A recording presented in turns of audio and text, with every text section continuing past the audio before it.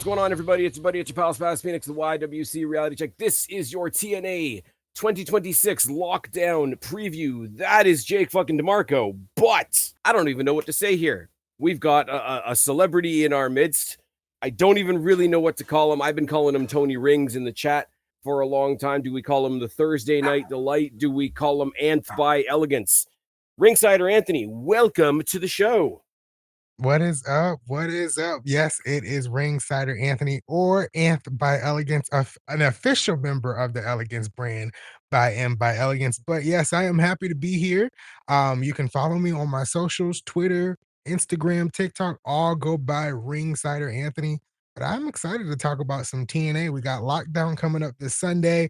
There's a lot going down on the card. There's a lot of news in TNA in general the past couple of days, but I'm excited to talk with these two guys.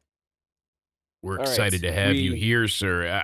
I'm so excited to have you genuinely here with us because not only do we welcome fresh meat into the podcast grinder, but we also go ahead and get to have a new, fresh perspective. And especially when someone is not just enjoying TNA, but also supporting them, going to the product. And, you know, I love to see it. You're going for Bound for Glory.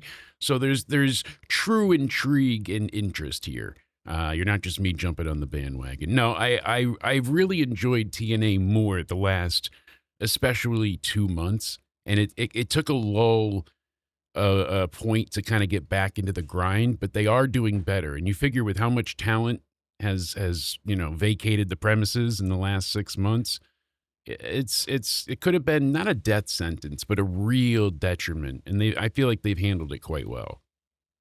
Yeah, I mean, over the past like 2 months, really since Slammiversary, it's been like a whole turnaround for TNA. It was a struggle. I'm not even gonna lie. As much as I try to stay positive with TNA a lot of the times, it was a struggle from Rebellion to Slammiversary to watch weekly. They would have some good episodes, they would have some good parts and some good episodes, but then they would just have flat out bad episodes. And like I couldn't even spin it in a way to be like, well, this was actually a really good episode if you think about it. No, I was flat out saying this is terrible. This is just garbage. And honestly, they got rid of some really people that you thought would stay there for a while, like Tommy Dreamer. And I don't know really who's the head right now. I hear Delirious might be the head, but really since they let go Tommy Dreamer, you felt a change from Slammiversary to the first episode of TNA Impact without Tommy Dreamer. You felt immediate change within the episodes. They flowed better. A lot of the younger talent like Casey Navarro and Leon Slater, Ricky Sosa, they're being featured and used a lot more. It just feels fresh. And no product is perfect, but you can tell over the past 2 months that they're trying to get to perfect at least. Do you feel I've had a little bit of a okay, and also I'll throw the quick plug in there right away. Those people that out there that have been listening to us for a long time, you guys know we don't usually get through an episode with me without me pulling some kind of reference from the Wrestling for Life guys. If you're following the Wrestling for Life guys, you already know Tony is over there with Big Nick doing the live watch alongs like no other on a Thursday. Check them out for all that kind of thing.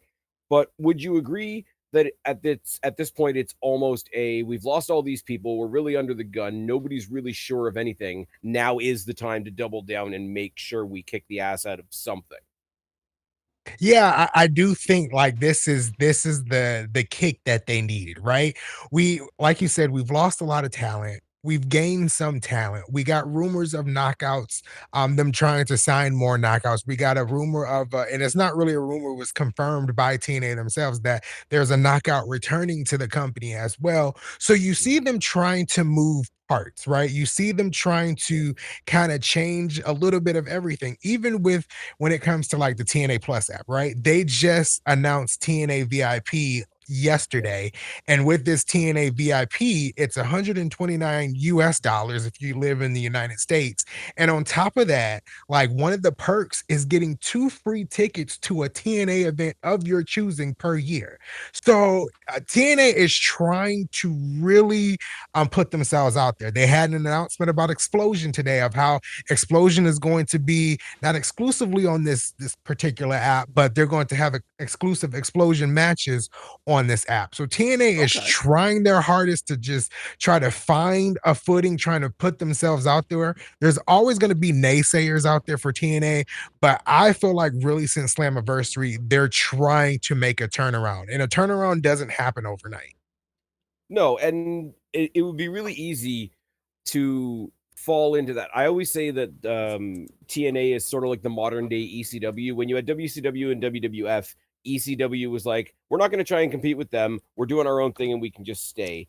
And then TNA kind of is in that position now with the relationship with WWE, and people fall on either side of that. But there's always been that sort of either a good statement for people that like TNA or sort of a joking rib from people that don't like TNA. Well, yeah, TNA is down again, but they never die. And The with that cockroach. mentality, yeah, and for good and bad, right? And for with that reason, it would be very easy to rest on our laurels. It's like, okay, we're having a bad time, but we're not going anywhere. And I think they're really fighting against that that sense of laziness, and they are trying to do something.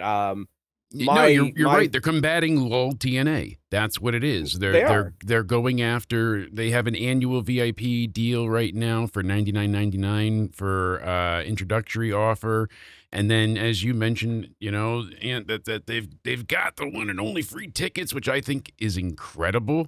So not only do you get the content library, podcasts, upcoming shows, VIP only content, merchandise offers, 2 tickets, exclusive member benefits, I say only, but it's only $100 introductory or $129 for the year with promo code TNA 2026. I mean, that's incredible. That's for the fans. I That means can't I have to pay 200 maple syrups. right and a few loony dollars. But at least people are getting all the content, and it's enjoyably like different from WWE valuing their customers. You know what the funny thing is? When we finally got, I mean, this is old news for some people, but when we finally got TNA on a proper channel up here in Canada, they switched it so that you couldn't watch Impact on the TNA app anymore, because in Canada, the broadcast rights exclusively belong to Sportsnet. Yeah, that's So you unfortunate how you that you finally happens. got yourself a good TV deal up here, and they've got a big following up here too as well, which is cool. They're coming to literally my city in a couple of weeks, I think. And it's funny that they did the whole like you finally got a TV deal, and at the same time, you can't watch it on the app anymore. So the app is basically my pay-per-view machine now. Now Which in its own right is saving you a ton of money. That's what I it love the is for WWE sure. Yeah. network for back in the day. That Yeah. was the goal of it. Yeah, it saves you a ton of money. I was paying for the pay-per-views individually, and, I decided I was like, "Well, maybe I should just go ahead and get" at this time, it was TNA World Champion tier, Yep. and it was Mm. $159. So I was gonna go ahead and get that, and I had been debating it over the past couple of weeks. And then when they announced VIP, I was like, "Well, this is perfect, and I get all this extra stuff." And I Yeah. mean, and I feel like for the US fans, like they have. I feel like they have catered to us a lot, especially with us being able to watch the weekly shows on AMC, on the Yep. TNA Plus app, and on AMC Plus. So there's 3 ways you can watch TNA. I feel like there shouldn't be any type of complaining of I can't find TNA. There's 3 ways you can watch TNA. One is you Technically can have a 4 cable because they subs- even upload it right. on YouTube. Exactly. So yeah, there's like technically 4 ways you can watch TNA. And I feel like they've catered a lot to the fans. Even with this new TNA VIP, they've catered a lot to the fans. Something that WWE has backed off a lot lately. I don't even know what WWE, what is it, Club WWE offers, but to me, from what I've seen from TNA I think VIP, it's it more may offer like a little bit interactive more. fan experience type Yeah. stuff.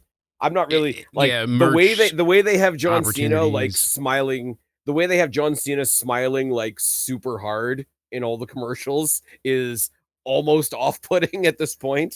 Well, but it's like that's the draw of it, Spaz, is because it's literally right now the Never Seen 17 collection and 24-hour pre-sales to WWE's events. So you're not getting free tickets, you're not getting discounted tickets, you're just getting early access to the tickets. And now we know with WWE, early access is not a good thing. If you wait a little bit, you can get a ticket for $25. You know, that's right.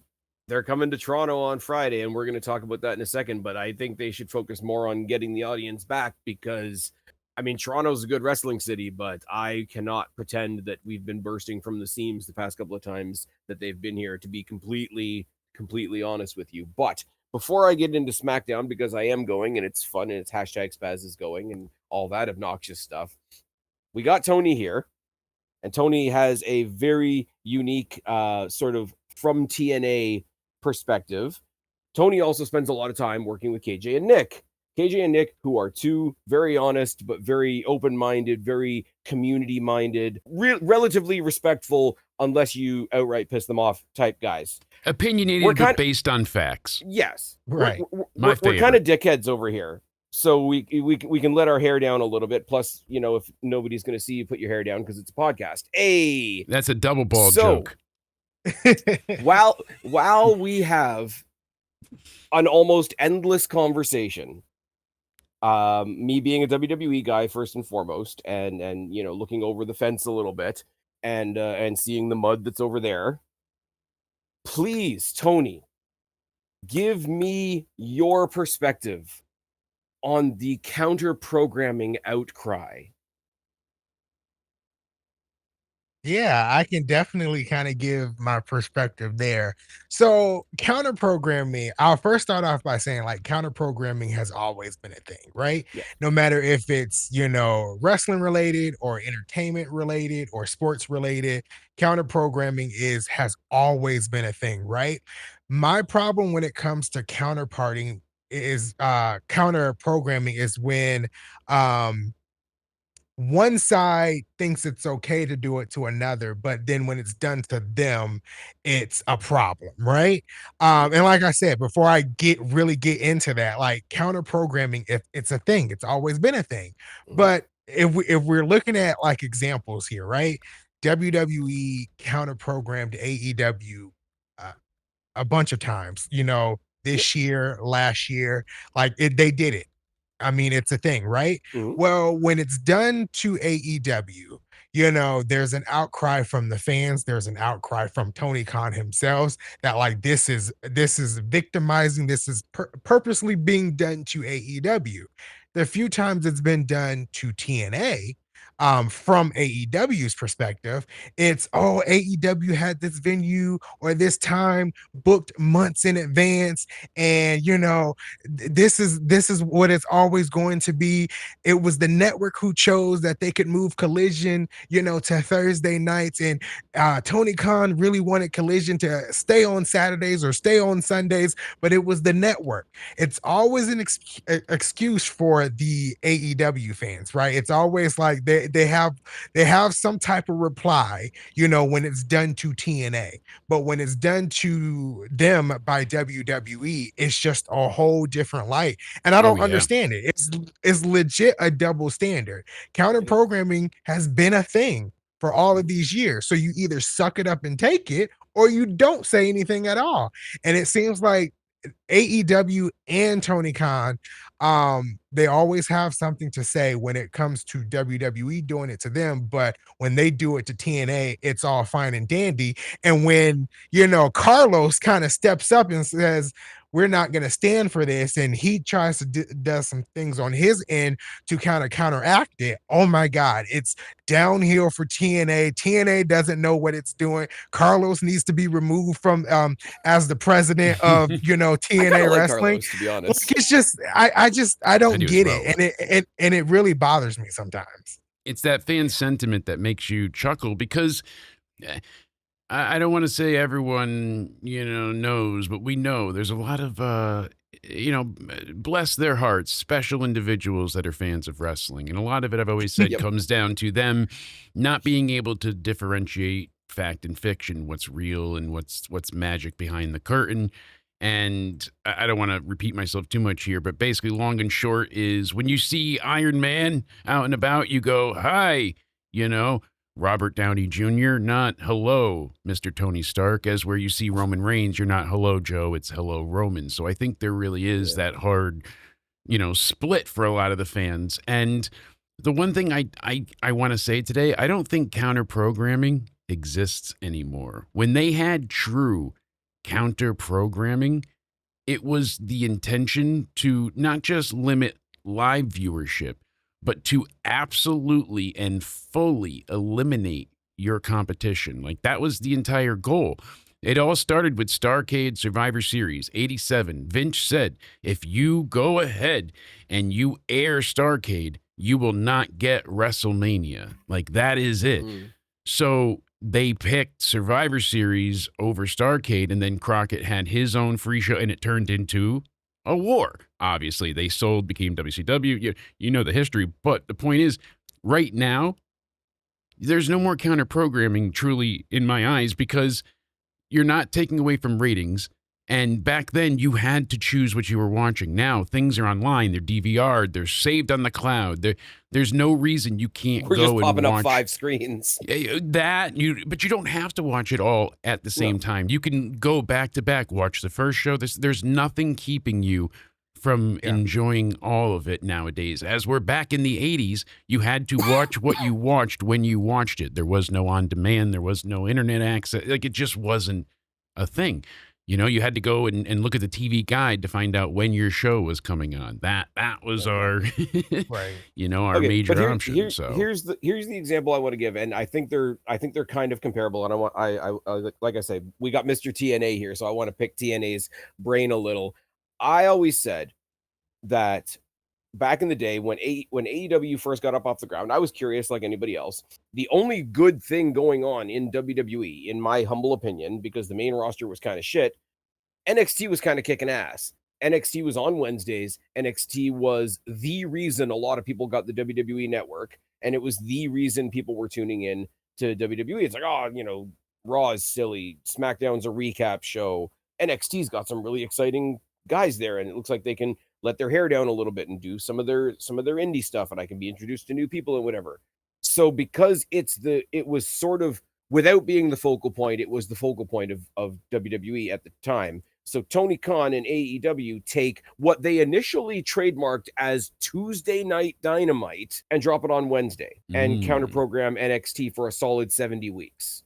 Right. Now, where the comparison is now, and this is what I want to throw to Tony, I would believe that, okay, two things just happen to be on the same night, but the frequency of Collision magically ending up on Thursday nights now, coupled with the counter programming of Slammiversary, since the deal with WWE, like enemy of my enemy is my enemy, can't go overlooked. no, it can't. You're right. Yeah, it definitely can't go overlooked. I see it more as this. Um Now TNA Impact has been on Thursday nights for forever, right? Mm. It was on Thursday nights, even on Access TV. They went live a couple of times on Access TV before they officially got the deal with AMC. Yes, Mhm. indeed. It's since the deal with AMC that it's been a bigger issue when it comes to AEW counter programming TNA. Let's just use the most recent example. Now TNA had announced they were going live. I think it was July 30th, a month Mhm. or a month prior, right?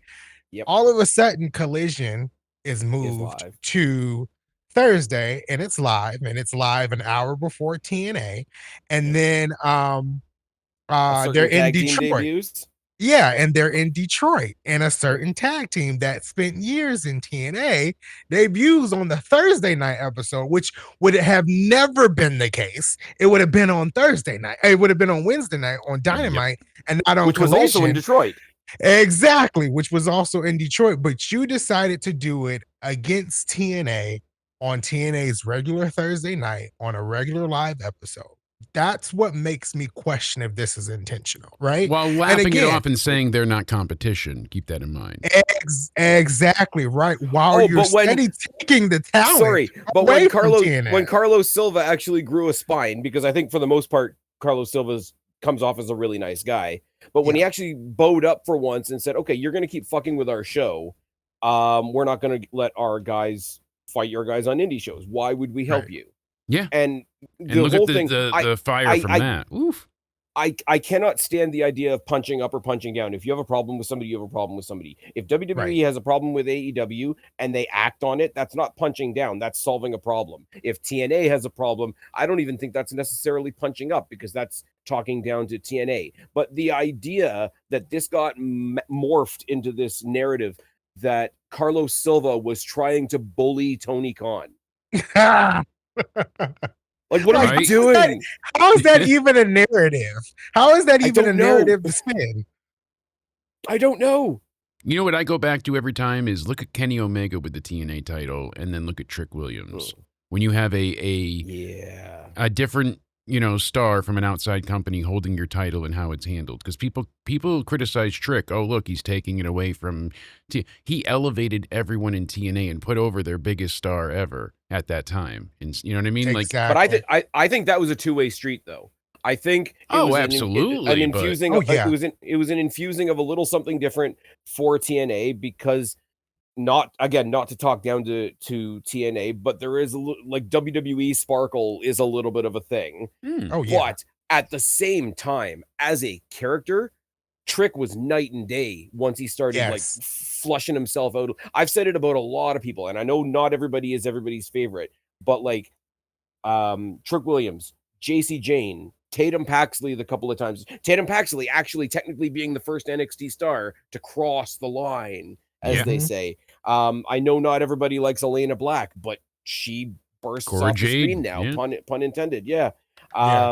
What's another one? Ariana Grace. I know, Tony, not one of your favorites, but as a character, as a absolutely like get under your skin to like an Alicia Edwards level character. Yeah, she did. She's grown that in TNA. Yeah. Sade. Yeah, Mara Sade, like, she left WWE, and I felt like she was I don't wanna say she was nothing in WWE, but she was in a pretty good tag team, but not doing much.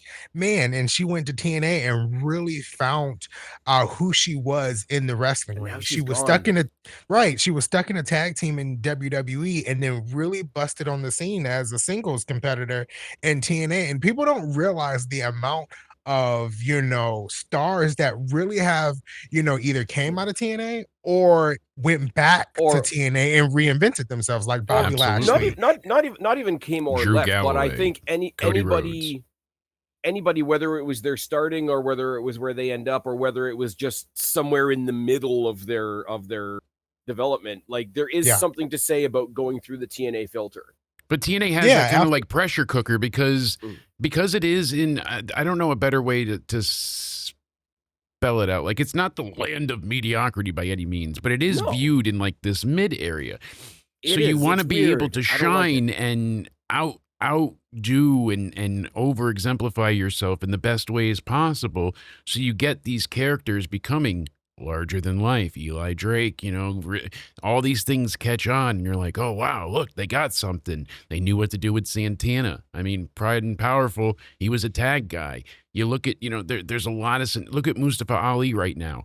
He agrees. He's saying it, and people are like, oh, look at that. He's being so arrogant, and that's the character, obviously. But he's saying how the TNA International title was not legitimate before his title reign. And he's not wrong. I'll give you an example, right? I don't know if you guys have seen TNA or NXT from last night. Yes. Yes, no, maybe. A little bit. Opening segment, right? Cruz Montana, because his name is Cruz Montana now. Cruz Tony Montana. That's what we call him. Oh my God. He was cruising in the parking lot. Don't worry about it. But here's the thing. It is one of those things, and I bug Nick all the time about the name thing. Yeah. And I did start the joke of, should we call them the Husky Six and all that kind of thing, right? It is one of those things of when you hear why he wanted the name the way it is, you kind of be like, okay, there's a reason for it. At least it's the same as what we said about the Kabuki Warriors back in the day. He crossed paths in a promo segment for about a minute with Ray Phoenix. And you can't honestly tell me in that 1 minute that wasn't a bigger pop that either one of them got collectively the entire time they were over on the Mud Show. Oh, absolutely. Yeah, and especially with that small of a crowd in NXT. I brought this up on the review today. I said somehow the ovation from that small of an audience sounded like not thousands, but louder than what they usually get. And I said louder than we know what we know the studio is. Yes, and I said that I'd rather have a loud small crowd than a dead big crowd. In AEW, I sound like I'm always trashing them, but like on the build to All In, I'm not getting there. But no, I'm all out, and I'm not going to that either. Okay. The one last thing before I stop picking on TNA, or before I start picking on AEW rather, because I do kind of think I'm punching down because I'm better than them and they know it. Tony, we've talked about it before in chats and on X and whatever, but I've got you live here in the flesh, kinda. Pause.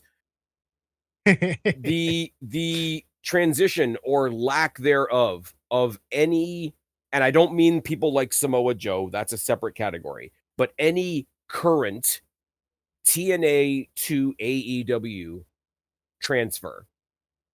Who's doing well? TNA who's to AEW. Doing well? That's a good question. I think out of all of them, maybe Kevin Knight. But Kevin Knight had Dallas family. He's in the Don Callis family, but Kevin Knight had like maybe a year and a half away from TNA. He was fully New Japan. So do you count Kevin Knight? I didn't even know that. Kevin Knight? I guess you can count Kevin Knight. The one that's been used a lot that was like really truly TNA is Speedball Mike Bailey.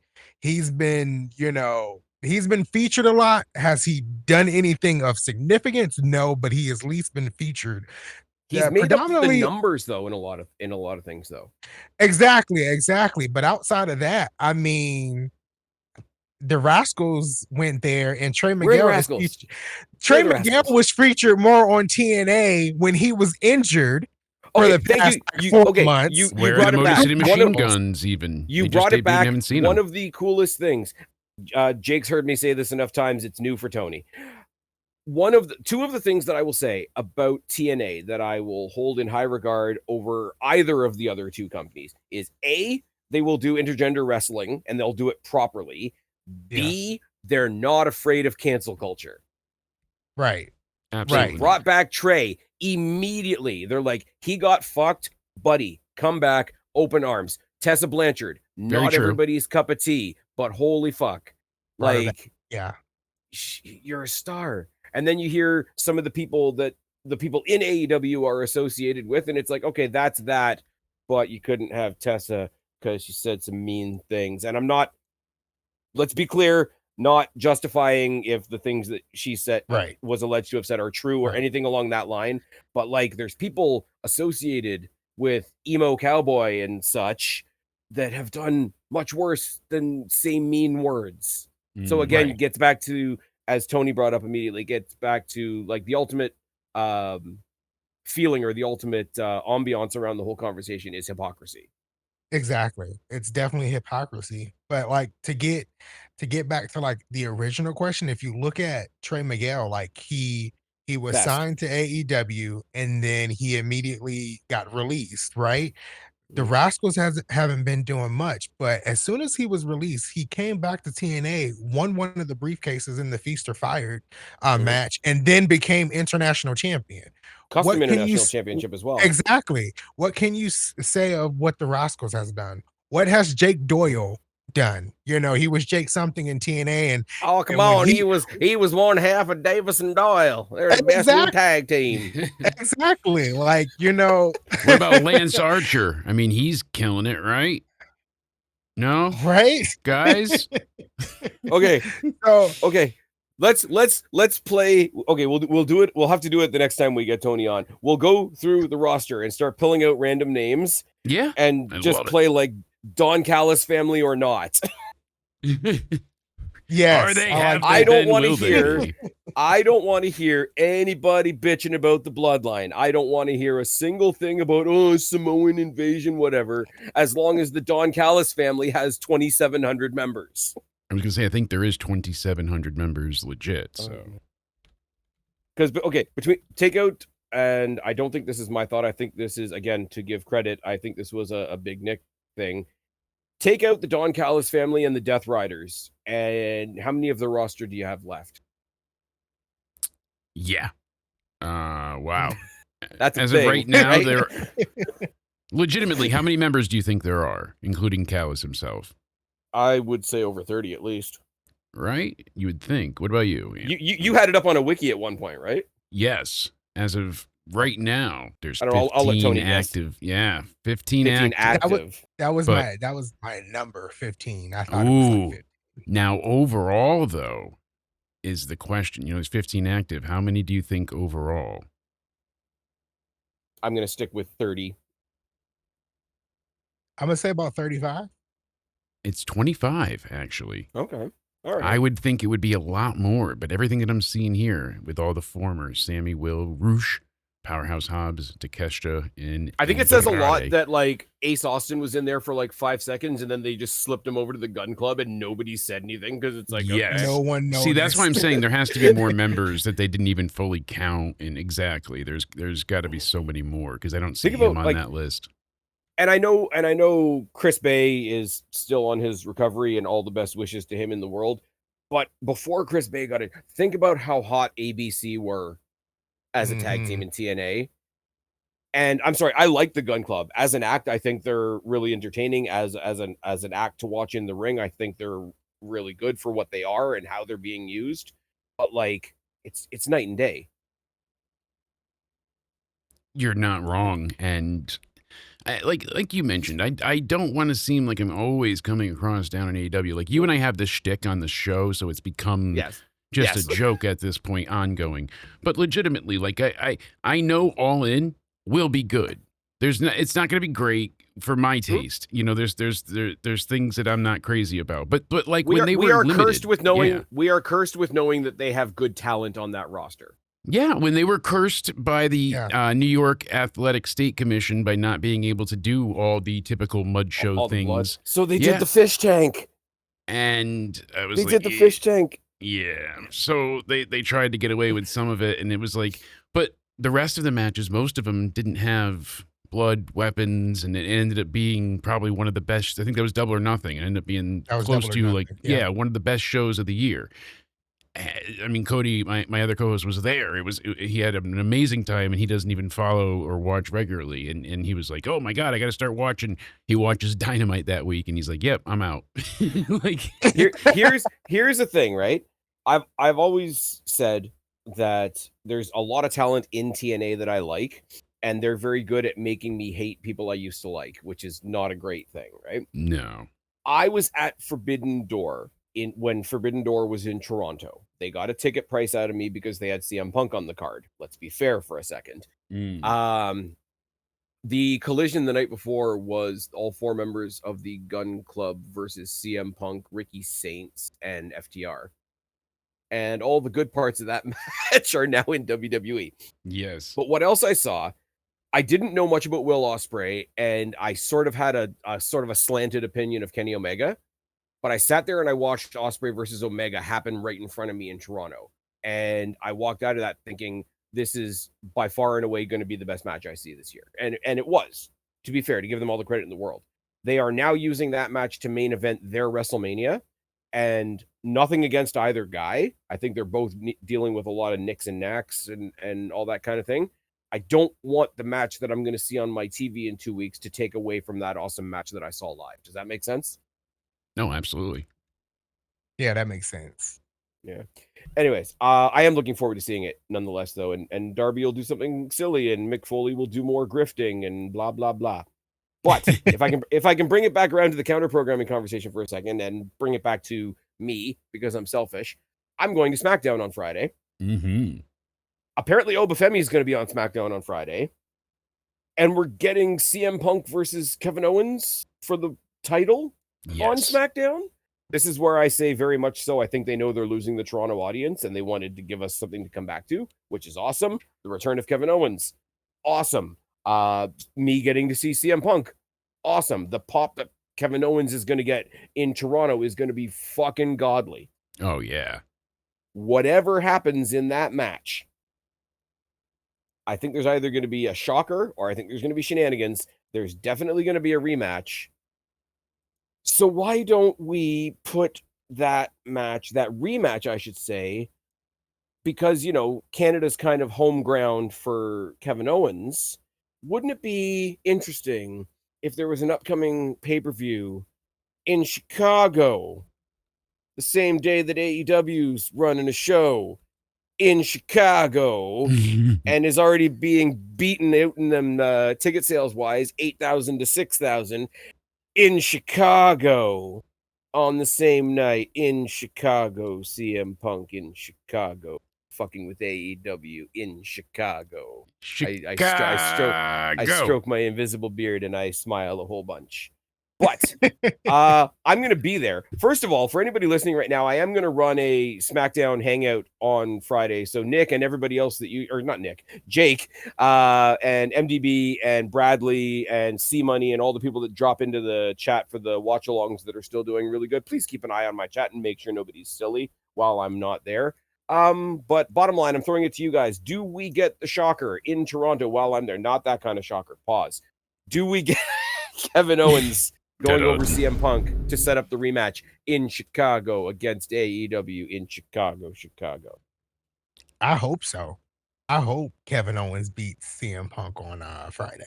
I haven't been really following the WWE product as much, but Kevin Owens coming back, like I saw that at SummerSlam. That was really cool moment. People crying. Right? And then, the first face-to-face was decent. It was pretty good. But I feel like Kevin Owens would breathe like fresh air on SmackDown. I'm hearing SmackDown's been good the past couple of weeks, but Kevin Owens winning that title, I think that would do a lot for the SmackDown brand. Absolutely. Chelsea Green is the new women's champion with her broken face. JC Jane is the new U.S. champion. Fatal Influence have the tag titles. You've got a hell of a card, too. So apparently, according to AI, it's Julia's in-ring debut against the new challenger, Blake Monroe. So that match is happening. You've got Blake Monroe and Julia, but it's not Julia's in-ring debut. Chelsea also being Canadian, it's a bummer that she's like still on the injured list. She will be there. She has a match scheduled against Kiana James. Oh dear. So I don't know if she's going to do the whole wrestle in a mask thing, or was that advertised? Yes. So that's what I'm saying. Like, I don't know, because on two different arena sites, it's listed and not. So flip a coin. But you are getting in the dark matches on a lot of SmackDowns recently. It's been Cody Rhodes and Obafemi as a tag team. Yes, and what it has here is NXT champion Obafemi makes a surprise guest appearance. NXT champion. Former NXT champion.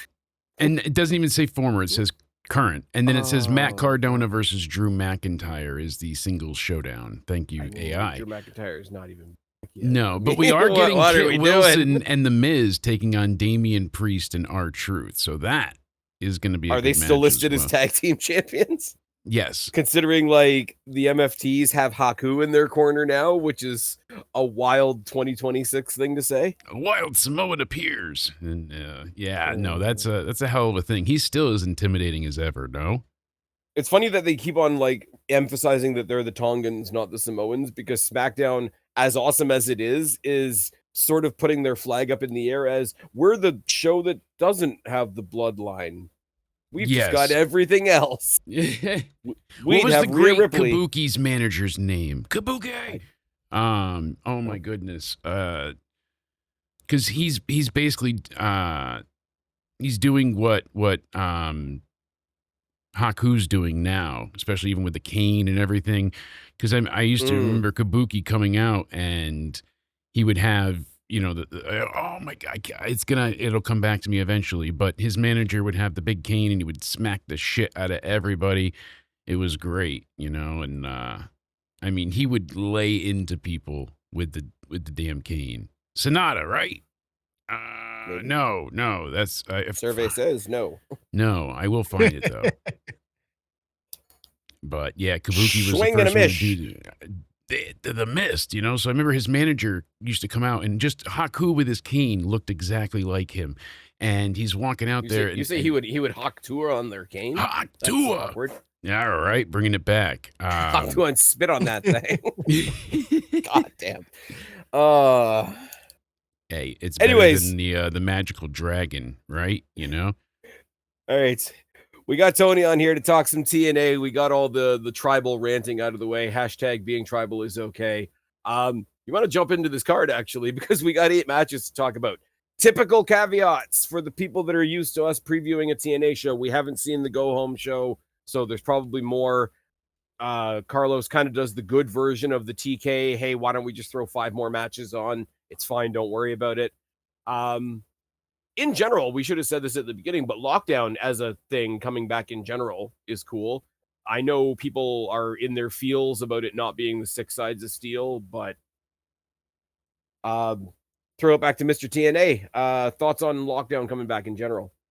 I'm excited that lockdown is back. I've watched a couple of lockdowns, haven't seen all of them, but seen a couple of matches too that were really good. Oh yeah, you're kind of going on a backwards journey of like your TNA history.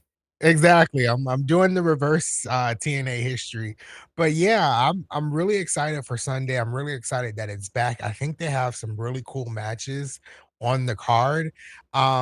You know, the 6-sided ring deal, like I get why they won't bring it back or they can't bring it back because the wrestlers feel like it's kind of hard on their bodies and things of that sort. But Which is fair. if they which is really fair. But if they do decide to bring it back in the future, I think lockdown is the perfect event for that, you know, for one night, or even Destination X, which is coming back. I was gonna say Destination X would be the one I would yeah. think. Yeah, That's which conversation comes back for another time. If exactly. you decide that you want to join us for like more than one pod, we'll probably get you back on for Destination X as well. Right. And anything non-TNA if you ever want to jump in as well. You're always welcome. Absolutely. But that's just, and it was actually Tojo Yamamoto who I was thinking of. I included a little bit of history the, on the channel. A little bit of history on the channel. Jake originally joined the show as my NXT guy when Guapo was my AEW guy, but then AEW's trash. So now we bring in Guapo as the occasional AAA guy instead. Guapo, if you're out there, if you're listening, I'm sorry we changed your initials without consent there. But something to talk about later on down the line. You're watching MLP as well, right? I am. I'm a bit behind though. Yeah, same with me. But yeah, I've been watching MLP because I really like Scott D'Amore. Like I liked what he brought to TNA, and he's kind of bringing the same thing to MLP. So yeah, I am watching MLP. I'm gonna catch up hopefully in the next. It's a little heavy on the AEW influence, but yes, yeah, they do have a lot of AEW wrestlers there. They do. I meant more Callis being on commentary, but he's not as obnoxious. It's not the Callis family. It's Callis and Morrow, and anytime you got Morrow on commentary, it's awesome. So yeah, I might wrangle you back in for some MLP stuff as well. But I mean, we've been going about an hour now, and I promised you I wasn't going to keep you here forever and ever and ever. Plus, I got some editing to do. We're gonna hop in the card. Steel cage match, obviously, for the TNA Knockouts World Championship. This will be interesting because I don't think many people are going to agree with me. I really want Elena Black to win over Xia Brookside. I like Xia Brookside in the heel character, which puts me on an island, I think. And I like Elena Black, which also puts me on an island a little bit. You know, I'm delaying you again. I'm sorry, but did I ever tell you about the time that I stubbed my toe? So no, I'm not. I'm not delaying your editing at all. No, honestly, I agree, but I really like Elena Black as well, and I am. As much as I'm not like thrilled in every aspect of TNA, when she first returned, I was like, it's not clicking as well as I was hoping it would. But it's progressively gotten better, and she's improved as she's gotten more confident, and she's one of my favorites right now in TNA. So, I'd like to I see think what Elena will do well. I think what will do it for me for Elena Black is if she wins the title and I could get to see what she does with the title. I Okay. really like with Zaya Brookside, I'm trying to come around with her as a face. I mean, as a heel, because I really Right. liked her as a face and a part of the Yes. Angel Warriors and things of that sort. I'm not buying the heel road just yet. And I No. want to give it just a tad bit more time, maybe, until Bound for Glory in October.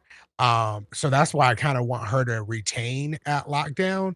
Okay. Elena Black, though, if they run this back, which they kind of hinted on commentary last week, that like this feud may go into Bound for Glory season. If they run this back at Bound for Glory, I think that's where Elena Black takes the win. But Okay. this is going to be a small hot take.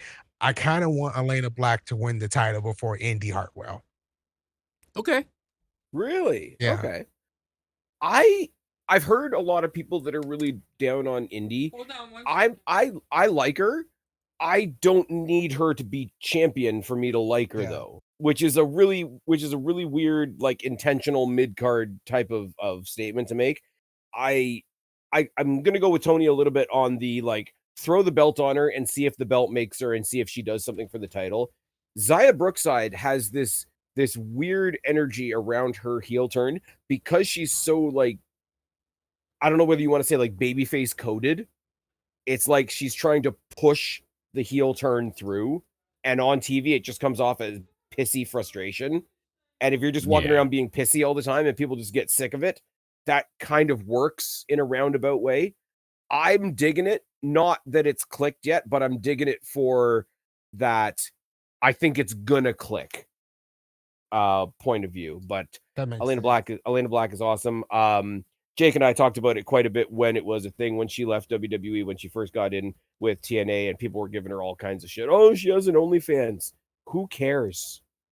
They boiled her down to like that's all she is and could be. Yeah, And Yeah. much it's like really how I fun. would love to see the wild card of Kevin Owens beat Punk. And because like here's the thing, I feel like with Punk, what else are there's not, yes, there's a lot you can do with him. I don't mean in that sense, but I'm saying like right now, the benefits of him holding the title longer, you can always, I think he could chase it. There's other benefits with him working with other people, and you're kind of Yeah, not, I don't want to say limiting, but you're restricting Punk to like only the main event scene essentially if he continues to be champion. He could be in that orbit, but I would love to see Owens get his due, take the title, run with it. That now you kind of sold me with the Bound for Glory idea, but for Lockdown, it would be certainly a cool thing to see the title change. I'm a bit more sold since Tony said it that way on it actually happening later now. But if it does happen in Bound for Glory, I'm sure it'll be great. But here all in all, with the yeah, with the rumors that there's going to be a couple new people coming in and supposedly a big name returning, who knows who that name is. I gotta kind of think that whoever that new person is going to be like jump starting the division a little bit. Here's my only, I guess, not problem, but it could be a problem for them storytelling wise. Zaya Brookside and Elena Black are both heels, yeah. so either one of them winning doesn't change the women's division landscape really. No, and that's why. And So Elena, if she waits to take it at Bound for Glory, it could be a cool thing. But that's what I'm saying. If she does get it at Lethal, then at least you can build up a babyface to challenge at Bound for Glory, and that's what I think they want to do well, I in mean, like, in if you get a Indy, strong maybe again. if you get a strong heel champion, I mean, like, you could always run her up against Mash. Oh, wait a minute. I mean, you could run Oh, her up against Killer. Oh shit! Wait a minute. I mean, you could you run got her up Joe. against Danny. Oh, Oh wait. Shout out to Danny Luna. She's probably going to take the MLP Canadian Women's title off of Giselle Shaw. So that'll be yeah. I fun. I think if they allow Zaya Brookside to win at Lockdown, she retains the title. I think they're trying to use Wendy Chu in a way to turn Elena Blackface. I don't know why they want to turn Elena Blackface, but they're using Wendy I Chu won't. for I won't. that. I won't say who that'll annoy, but There's I could think of two reasons. but shout out if you know, you know. I could Hey, think that of a means. Hey, couple hold on, hold melon-sized on. reasons why people want to cheer. No, I mean, but if she became the champion, wouldn't they have to move Impact to Tuesday? Oh. Oh. But I Black did is so the much more thing. than that. You did the thing. Pause. I mean, I'm gonna She's go with so much Elena more than Black. that, and I'm joking with the I get fans it. regard. I got you. Yeah, I know that, but I'm going to go with her as well because part of me is worried they won't run this back because it is heel versus heel. I know I'm kind of contradicting what I said before. I'd like to see what Tony laid out personally, but I think Black's going to win it. Here's two things I would love, right? Because they said there's going to be a returning knockout, and I don't know who that returning knockout is going to be. But they also said they were going for some new talent as well. Here's two that I want to throw out there, and I don't think it's going to be either one of them. A, I'm super biased. I would love to see Shotzi in TNA. And B, I would love for AEW to get swerved and TNA picks up Bailey. Ooh. Bailey coming to TNA, I feel like if she does leave WWE, I feel like she's gonna do a couple of months in TNA before jumping to AEW. I just feel like that'll happen. She's made so many kind of outright things with the TNA roster tweets and stuff. So many proclamations, Exactly. But she's gonna go to AEW and she's going to waste her time getting buried by Mercedes, and then she's gonna be sitting in catering like fucking Athena. Yeah, because think about it. They bring everybody in triumphantly. Can we for a second? Tony. Athena. Yeah. What are we doing? Yeah. It would be cool to see Athena more on like Dynamite or Collision, but she's beating Roman Reigns in a title reign that doesn't matter because nobody's seen it. Yeah, that's what I'm saying. People will argue, oh, well, she went ahead and has an immaculate, lasting title reign. And like you said, not even the fact that nobody's seen it, but I don't want to diminish Ring of Honor, but it's just the Ring of Honor title. But look at the competitors she's faced and things that she's had to do for. But they put her on Dynamite when Sasha Banks needs somebody to team with or beat. Exactly. Yeah. It's like having NXT is a true third brand, especially now. I feel like Ring of Honor is just a feeding backup system. Like, we're out of options here. We need other people. I'm sorry.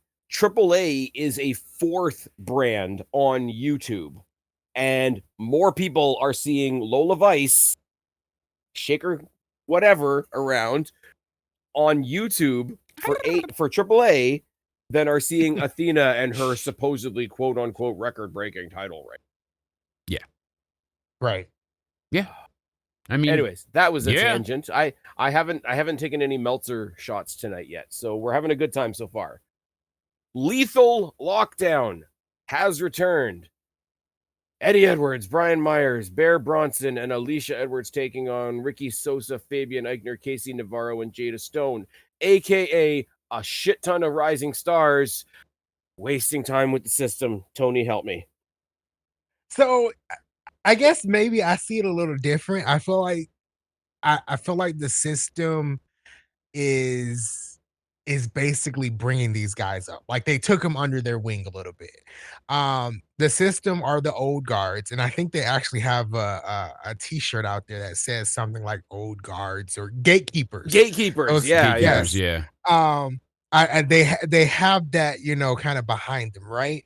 If these youngins like Ricky Sosa, Casey Navarro, Fabian Eichner, and Jada Stone really topple them on Sunday and really beat them and gain the victory here, I think it's huge for all four of them. Where does the system go after this? I don't know.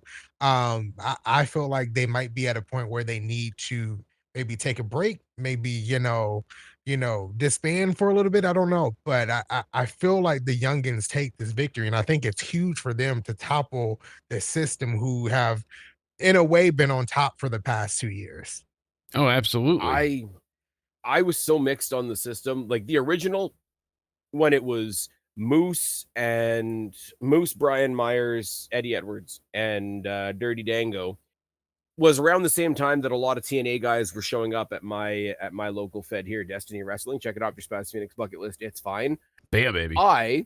I saw Moose spear Josh Alexander's wife because she was the ring announcer. It was awesome. And their kid did some really bad acting. It was great. I saw Moose powerbomb hardcore Channing Decker through a door. It was fun. The original system, I always said this. Jake, I think this is another case of Jake got sick of me saying X, but it was like, I don't have anything against these guys, but they feel like a hodgepodge group. And now they've dismantled that group to make Hodgepodge Group 2.0. And Cedric Alexander, who's not in this match, but is in the group in general, feels bigger than the system. Casey Navarro, who is in this match, feels bigger than this match. I don't have any doubt that everybody in this match is going to have their working boots on. Jada Stone's also spectacular. Ricky Sosa, I like so far. I want to see more of him. Fabian Eichner, obviously, from WWE. It's one of those move everything around the board, and I could find something more interesting to do for each person in this match. But the match type itself is coming back, and I think that's the real story. And we're going to get some intergender wrestling, which is fun. So I'm going to enjoy it on the night, even though I'm nitpicking it now. Absolutely. No, and I feel like it's, kind of fair to nitpick. The system, when it had the original members, it was really good. It was at its height. Kicking Moose out like at the beginning of the year, kicking Moose out, and then JDC kind of retiring, they replaced him with Bear Bronson and Cedric Alexander. I really thought was a unique move. It just the follow up after hasn't been that great, and that could be, and I hate to bring him up, but I feel like this could be Tommy Dreamer's fault. The follow up after the breakup, essentially of the original system wasn't that good. I feel like the little Alicia Edwards making Moose look like an idiot for a couple of weeks there was. I know wrestling is cheesy, but this is like, it's one of those point at that particular story and be like, this is why people laugh at wrestling. Yeah, it felt like a bridge too far, but on that, a bridge too far. Like it was on that line. Yeah, absolutely. Is it bad for me to say that Alicia Edwards is creeping up into Liv Morgan territory for me, in the sense of, there's some guys in this group, but she's pretty much the leader, even though she's 10 times more obnoxious. If she starts singing her own entrance music at pay-per-views, then full Liv Morgan status confirmed. Yeah, her own leader of the system. Best of like it gets very. I love Liv Morgan. Here's the thing, and this is where, like, we laugh about the Jericho thing where he crawled over and got the screwdriver from Don Callis. And yes, I'm dipping back into AEW lore again. Because I don't care about AEW, watching AEW fans get mad about Jericho makes me like Jericho. Yeah, you like the rage counterculture. That I gets do. you. I do. You enjoy what people dislike. As where I get wrapped up in. Usually, I need some form of just good story. Like I love it because it's really bad. And yes, it's petty, but another thing to add to the list. Exactly. And with me, it's more like, what's the old one? We need a pop. Somebody bleed. Yes, but Alicia Edwards has that old school Vicky Guerrero. Excuse me. Yes, do you want to know something? And she leans into it, and she's comfortable. Like, people give her the boo that she's looking for, but they also genuinely don't like her. And I think she's very good at leaning into both. And I got to give her credit for that. She's done very well with good at. But again, if you look at some of the other talent in this match, and I'm saying Alicia Edwards might be the highlight, Casey Navarro needs to be higher than this, man. There's a little bit of bias. He did a little bit of time up here at Destiny. I got a chance to meet him once or twice. He's a really chill dude in real life, and yes, that does skew my entire opinion. It's why I'm 10 times more frustrated about them not using Josh Alexander, be that as it may. Speaking of Alexanders, Cedric Alexander versus Leon Slater for the X Division Championship, with this really extreme stipulation attached that if Slater loses the match, his previous title reign will be erased from history. He will no longer be the youngest champion. He will no longer be the longest reigning champion. So those two titles will go to, I think, Amazing Red and Austin Aries, respectively. Sorry, if I have that right. But the stipulation is weird. But this match is going to cook, right? Like this could be the match of the night. It really could be. And just like the match before, like I said, I'm going, team anti-system because the only person I care about is Casey Navarro, really, on the face side. Okay. Leon Slater's the same way. Like, I so enjoy him. And I like Cedric as a wrestler. I've just never been huge on his character. He's good. And he's damn good in the ring. I don't like him in the system, but I like the heel attributes that him being in the system has brought out. I never, go back to Xia Brookside, go back to early days Bailey. I never thought I could see Cedric Alexander as a heel because he was such a, like, he had that, like, what do you call it? Like radiating positivity, whatever you want to call it. I'm really surprised by how much I enjoy him as a heel when the rest of the group's not there. So I don't necessarily, I'm not rooting for him to lose, but I am rooting for Leon to win. Yeah. I feel like this stipulation is set up for Leon Slater to win. Yeah. I actually don't believe Leon Slater is leaving TNA. I actually feel like what they're about to do is I think Leon is going to win and cash in that, championship for option C and potentially win the world title. They don't have a big face to face Nick Nemeth right now, right? So who is the Who's biggest an face instant in the over? company Yeah. right now? Is Leon Slater. So I think that's what is going to happen. I just for some reason, out of all the people that have left TNA, for some reason, Leon Slater just I don't think he's leaving for some reason, and I think they're setting this up for him to take option C. Okay. I was for so long, everybody thought he was going to NXT. So I mean, yeah. Well, they rolled out the red carpet for him, and he was one of the few. And granted, it was because of the situation with his visa, and he just happened to be there and whatever. But he's one of the few TNA stars to actually show up on main roster WWE outside of like the Royal Rumble and stuff like that. Yeah, because most of the crossover, and to be fair, they're more like on equal footing. The TNA NXT crossover has definitely been a thing. I was going to save this for later on when we talk about the main event, but we might as well talk about it now because Tony's kind of bridged the topic already. Rumors are that Leon Slater is, it's an option to go to TNA. It's an option to go potentially to NXT. But if he doesn't, is the running for top babyface between Leon Slater, Casey Navarro, and Trey Miguel? Because I don't see anybody else in the running. Yeah, there really isn't. I totally forgot about Casey Navarro and Trey Miguel. Yeah, they're two of the top in the running for biggest face of the company. Mike Santana's gone. They did a really good job since Mike Santana has gone to build up Casey Navarro. Trey Miguel always has that, face, mentality. He's always a top guy for the faces there. And yeah, those really are the two that you have if Leon Slater decides to step away. It's funny because like sometimes the way you fantasy book things is so particular. I want Casey Navarro to pick up a mid-card title like yesterday. I personally would love to see Leon Slater in WWE because I think he's got like that big building vibe, for lack of a better term. But the most interesting, if we're talking about looking forward to potentially Bound for Glory and something for Nick Nemeth, Trey Miguel's your victory story.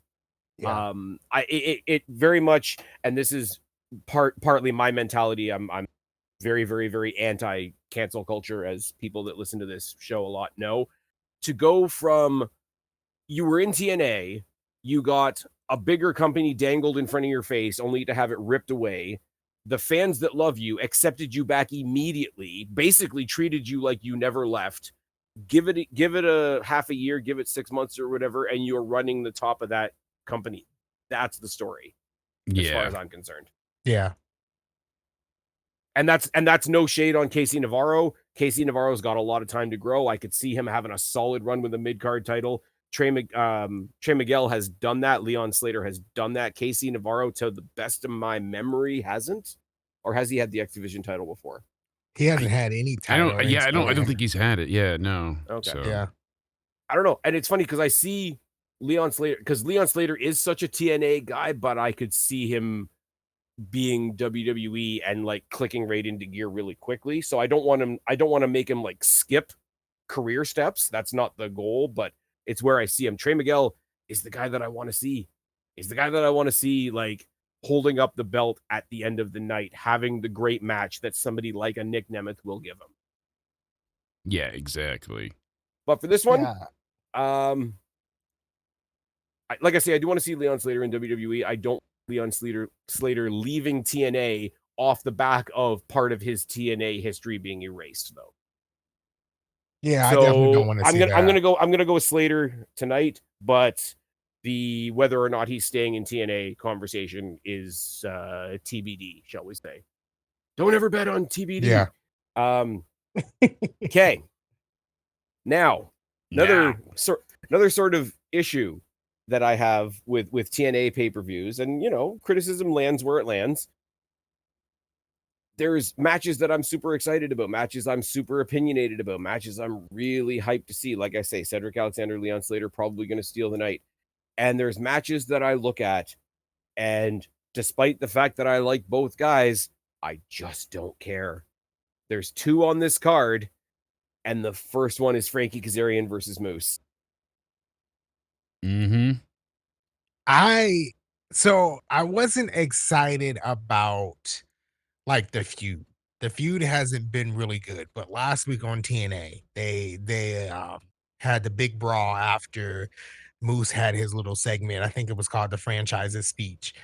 That got me excited to actually see them in the ring together.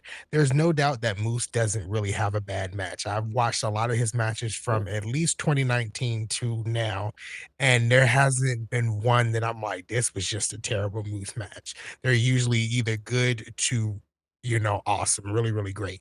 And so I'm excited of the aspect of this match being really, really great. Moose is great in ring. Sorry to cut you off. To be clear, I don't think the match is going to be bad. Yeah. I just don't care. Moose is great. Yeah. I think Frankie Kazarian is incredibly underrated. And you'll know what I mean by this, but Frankie Kazarian right now is TNA's Miz, and you can't quantify how valuable that is. Exactly. The match will be good. I just don't care. Yeah, the match is going to be really good. I was like you until last week. Like I really didn't care about the feud and maybe even cared a little bit not to see the match. But now, like, okay, I think they got something behind this. I want to see what they do on this week's episode of Impact as the go home show. To build it just a little bit more. But I know they're going to deliver in that ring. And easily I got Moose. Oh, I got Moose as well. Frankie Kazarian is, like I say, part of the Miz comparison. Is he really doesn't get hurt by a loss. It helps his character, if anything. I'm actually going Kazarian. I think Moose might get screwed here, and Kazarian ends up, escaping due to some, like I said, Kazarian's got the backup, and that leads to one more between these two, I think. Okay. What am I forgetting? Who's Frankie's backup? I'm thinking there's going to be some type of revelation. They're going to do something here. Like there's going to be some type of new. The revelation will be televised. Yes, not the revolution, because what else do they do with this here? Really, Moose beats him, escapes the cage, and then part of the problem. Done? Like, okay, everybody aspires to be the world champion, right? Yeah. Is part of the problem that Moose it looks really out of place when he's not a champion? They have a hard time putting him in some good spots when he's not champion. He's not the guy. I can agree with that. Yeah. You're not wrong. Anyways. No, certainly that is a factor. That's kind of my thing here, because it's like, all right, it's not direct, so maybe Kazarian now is going to debut a new muscle or has a cheating way to get some advantage. Like, there's going to be some type of shenanigans, I feel like, against Moose. I think he's going to have something planned to topple him, and then even though it's supposed to be like the cage was supposed to keep everybody out, like that kind of thing. You know what I mean? Like it was like, But it's an escape the cage match. Yes. But it isn't escape. It's not about keeping it in this case. No. But what I'm saying is, I think like he'll get distracted or something, and he'll end up just escaping. So you beat me, but you didn't pin me, and that'll be the story. Like you were only able to escape via this BS. Because I see. Yeah. Yeah, I think there's going to be some you won, type of but shenanigans. the steel cage allows for even a win to look cowardly. Yes. The one thing I will say about Lockdown, and it's true of the older Lockdown pay-per-views as well, it does sound, when you hear about Lockdown as a concept, every match is in a steel cage. I wouldn't blame somebody for saying, okay, but doesn't that get boring after a while? They do throw in some variants. Yes. Of it, like the Lethal Lockdown, the Escape the Cage match. I think you could have some weird like steel cage variant of the Ultimate X match that could That's be really kind of cool, what I was hoping for. Yeah. Rather than I don't know, maybe Tony can complete my thought. Rather than just having the poles up where the cables cross, like if you actually had to climb the cage to get to the cables, maybe the cables were a bit higher or whatever, you could have some amalgamation of the two matches. But it's not just, here's a cage match, here's a cage match, here's a cage match. Oh, by the way, here's a cage match. Here's a cage match. Here's your sign. All right. No. For the people out there that get that reference, good on you. Good on you. WWE was infamous for that too, with their typical back and forth themed pay-per-views. Remember, we would get. Oh my God, we have to have a Hell in the Cell because it's October. Then Drew McIntyre and CM Punk saved the concept. Okay, switching gears now from a match that I don't care about to a really, really, really, really, really cool story. First of all, Mustafa Ali is awesome. Second of all, when you hear that Jason Hotch beating him for the title was his idea and something that he pushed for, because behind the scenes, he's pushing all the young people, and behind the scenes, he's actually out there scouting talent, which makes you feel good about the entire future of TNA from a scouting perspective. Yeah, he's building the future. Jason Hotch is defending against Mustafa Ali. He's got his contractually obligated rematch for the Intercontinental Championship. He's going to have Agent Zero and Mila Moore, Tasha Steelz. Mila Moore out there getting her entire Miss Brooks on. Holy fuck. But yeah, it's a steel cage match. It should keep everybody out. I think this is where Mustafa Ali realizes he doesn't as much help as he thinks he does. I think you get John Skyler, Tasha Steelz going the other way, and it sets up some sort of weird 3-on-3 match later on down the line. But I think Jason Hotch retains. I think it's a really awesome feel-good story. I think Mustafa Ali is going to make him look like $1,005,000. And I think you see a slow dissolving of, maybe not a dissolving of Order 4, but a dissolving of Order 4 as we know it right now. Yeah, no, absolutely. And oh boy, like Hotch, like you said, I mentioned it earlier. Ali said that he didn't feel like the international title meant anything until he took it. And I truly stand by that. I mean, if you look at it, it kind of just was a thing. They had it, they were doing nothing with it. And I'll tell you something, man. 2 companies have an international title. I can tell you who one of the champions is. Well, that's the thing right now, and for the champions that they've had, they haven't been bad by any means. Even Lorenzo Channing Stacks, because it was Macklin, Kazarian, Macklin, Stacks, Miguel, Ali, and then obviously Hotch. Now, I could see Mustafa getting this back, and the story, even like I like what you laid out in Order 4, eventually going the way of the dodo, but well, because the Good Hands were a tag team before Mustafa Ali picked them up. Now they're the Great Hands, initially, because I think initially, what the fuck is his name? We'll think of it along the way. The guy that played the hacker in old NXT. Yes. Sami Callihan. Callahan. My goodness. Sami Callihan had OVO, or sorry, OVE, and Yeah, when he was OVE. fighting with Bully Ray brought in the good hand. Yeah. So they were a tag team long before they were part of Order 4. So I think that loyalty is gonna shine through. But Yeah. as I say, the it's funny, you go through the champions, and I just finished talking a second ago about the Trey Miguel return, and it was cool to see him win it, but it was more about, you guys fucked him over, we've got him back, we're going to push him, we're going to show you that we don't care about the cancel culture stuff, and we're going to throw something on him immediately. It was more a token of intent for Trey Miguel rather than him specifically being attached to that specific title, if that makes sense. And Yeah. as you say, everybody else, it was, because what was it before the international title? It was the internet title, and Mance It was Warner and the digital media title. Steph D. were like sharing it, and then he got the belt in the divorce, and all that shit went on. I really liked the win by Trey Miguel. I want to triple down on that. I think it's an amazing story that's not done yet. Them giving him the custom, like with the DX green, was amazing. And hey, one member of the Rascals is doing really well. Where did them go? They're all on milk cartons. It's fine. No one knows. There does need to be, because Jason Hotch as a singles guy, he's a great wrestler, but like, we've seen him as part of a faction, we've seen him as part of a tag team, but him being essentially a new talent as a singles wrestler, and melding him together with this title that's still relatively new, I think it's a case of they're going to help each other out, and a little bit of his personality and a little bit of the title's personality are going to mesh a little bit. Whereas with Mustafa Ali, as great as he is, he's already established. He didn't need the belt to make him. It was a prop in his ongoing. I love his political shtick, by the way. I think it's amazing.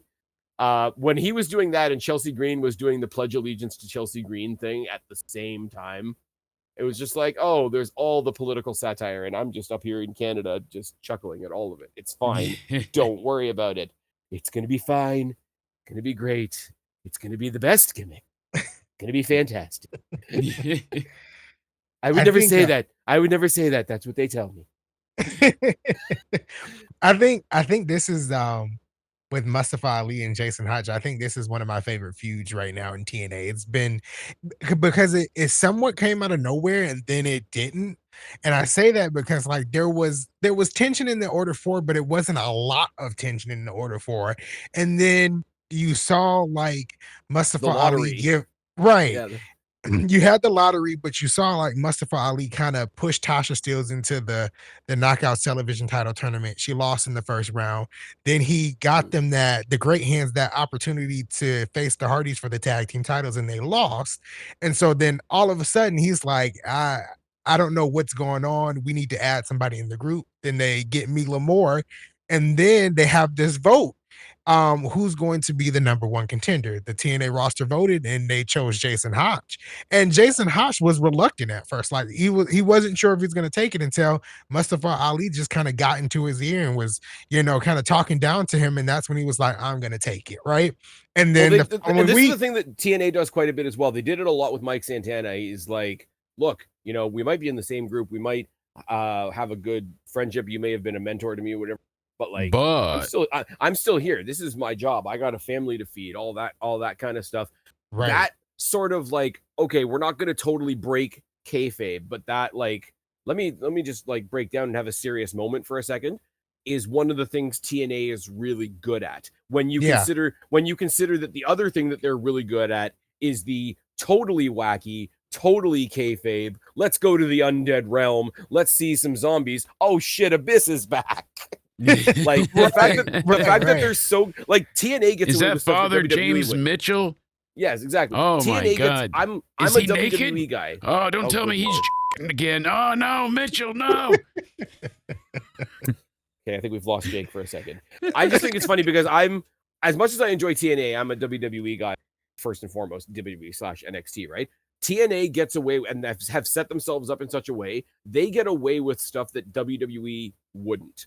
WWE tried to do the Broken Hardys, for example. They did it with the New Day, and we're not going to get into the New Day right now. but they didn't do it because they didn't have that predetermined thing that TNA has, where this is the creepy, surreal, supernatural.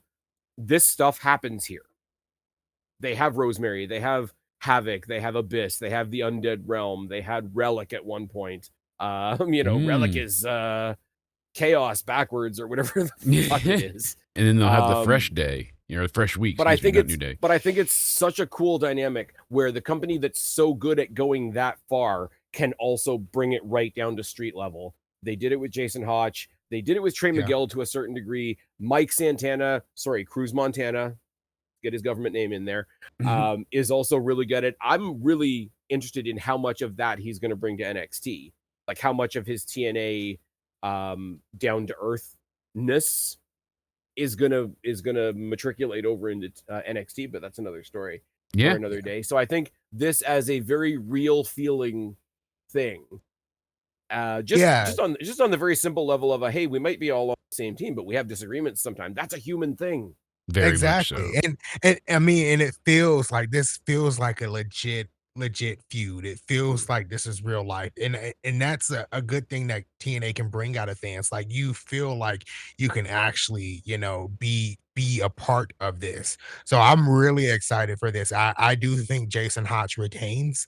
I think somehow they got to put Mustafa Ali in that world title scene. But he is a heel, so they got to figure that out too.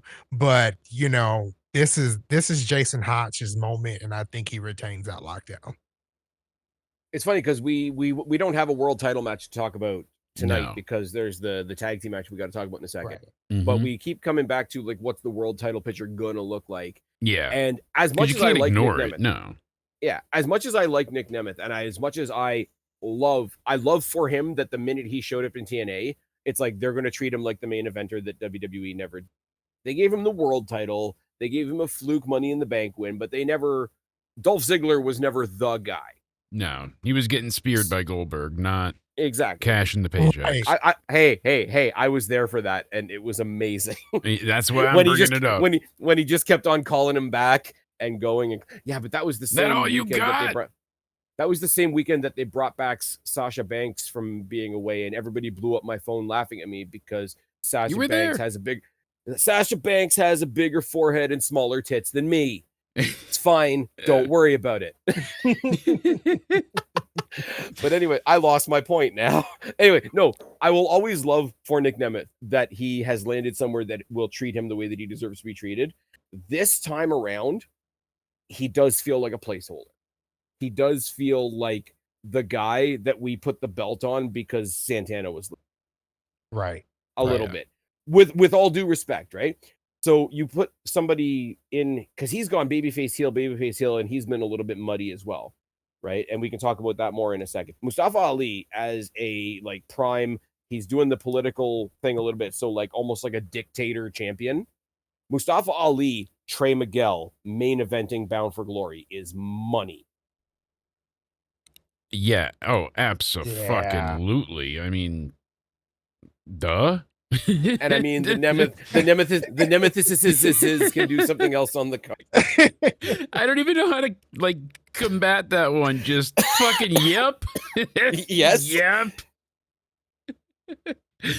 No, absolutely. No doubt about it. And okay. So we think Jason Hotch, yes? Yes. I'm going the other way. I'm going with Mustafa. I know. I'm going against what everybody's. It's just how much I love Mustafa. Yeah. And how much that's what I was going to ask you. Totally. No, I was going to ask Tony. Totally unrelated to this card. Did you get a chance to watch the video that I sent you? Mustafa Ali versus Gabriel Fuerza. I have not. Okay. Because that's the kind of show that you get if you guys ever want to come across the border and visit your buddy. I'm just saying, check it off your Spaz Phoenix bucket list. It's fine. Yeah, Destiny puts on some bangers. You get very lucky out there. Destiny introduced me to Josh Alexander. Mm-hmm. Destiny introduced me to Trey Miguel. Destiny introduced me to Casey Navarro. Destiny actually, did they introduce me to Ethan Page? I think they introduced me to Ethan Page as well. Moving swiftly on.